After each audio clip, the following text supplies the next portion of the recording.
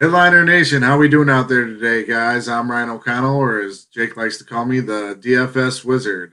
I'm going to be bringing you guys some tips and tricks into the DFS world, but before I do that, I just want to take a second to thank Jake for bringing me on, and thank you for all the warm welcomes from the Headliner Nation. Honestly, I think Jake just brought me on so he'll have someone on the show that has less hair than him, but what do I know? All jokes aside, very excited to be part of this team and very excited to bring you some DFS content for the Headliner Nation. So, without any further ado, let's get it started.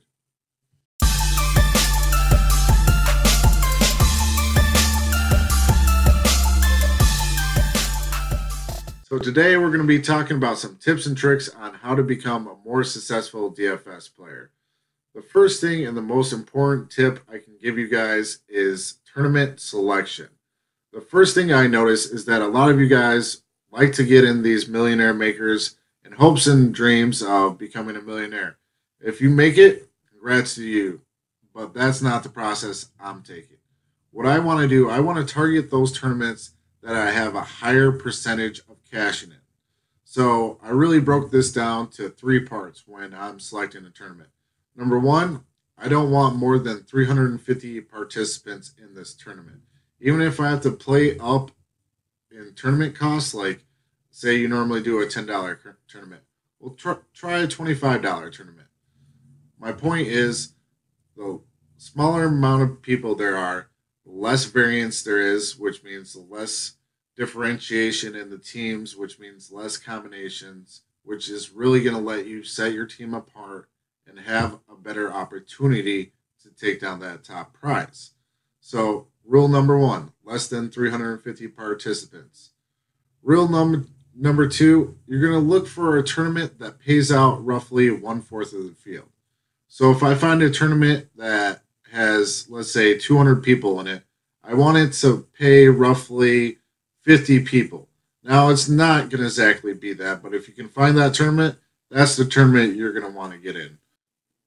The third factor I'm looking for when selecting these tournaments is the amount of entries that you're actually able to submit into these given tournaments. So if you were to join the Millionaire Maker, you're going to be going against guys who have a max amount of entries, which I believe is like 150 entries. So if you don't have that kind of bankroll, you're already at a disadvantage. So to take away that advantage from our competitors and make it more of a skill that I think I can target the right guys on a given week compared to you, what we're going to be targeting, we're going to be looking for single entry tournaments or tournaments that are capped out to 3 to 5 entries max. So that's the type of tournaments I'll be targeting and the types of tournaments you should be targeting as well. So another common question I get a lot of the time is whether a player was worth his salary or not.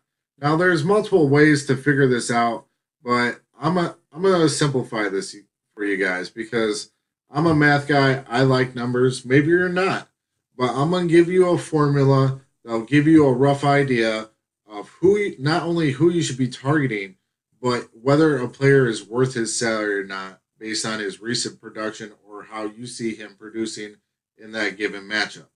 So in fantasy football, our goal is to score 150 points or more. So we're going to use 150 points as our baseline.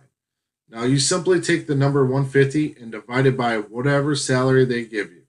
If you're using DraftKings, you take 150 and divide it by the salary. Now, we're not going to divide it by 50,000 because that would just be simply ridiculous. Divide it by 50 and that will tell you on a per $1,000 basis how many points that player needs to score. So 150 divided by 50 equals 3 DraftKings points. So if Todd Gurley costs 9,000, at a bare minimum, he needs to score at least 27 DraftKings points to make him worth his salary. So now that I covered my two biggest tips for you guys, I'm going to go into a rapid fire session covering the rest of the tips and tricks because I promised Jake I'd keep this video short and sweet for you guys. So the first and foremost, know your site. DraftKings' PPR scoring format. Pretty much every other site is half-point PPR. If you like snake drafts, you should use draft.com. Use our promo code Headliners if you haven't signed up. Get a free $3 entry. That's my another tip. take advantage of all bonuses. If you get a free sign-up bonus, if you deposit so much, maximize that bonus. On DraftKings, if you're just getting started, use those beginner tournaments and casual tournaments because you're going to go against easier competition, which means your success rate is going to be higher. You're going to get more profit.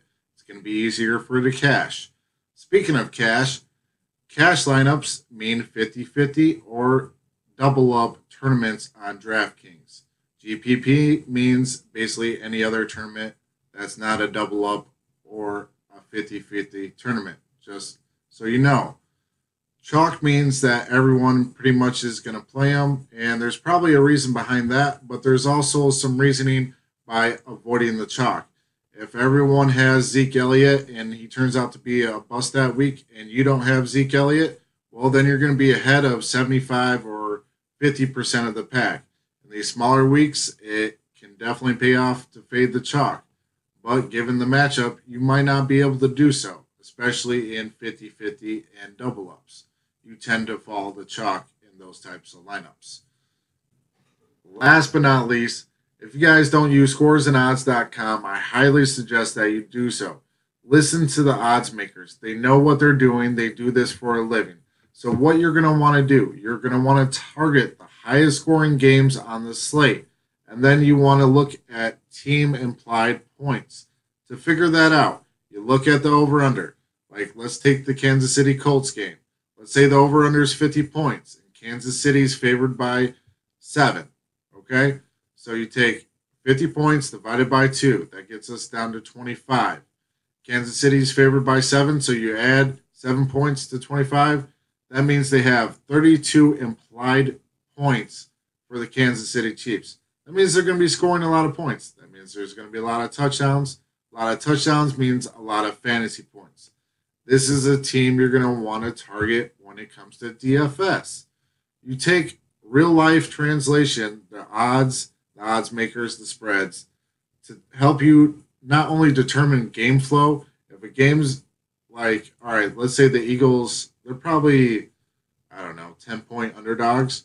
That tells me Nick Foles is going to have to throw the ball a ton.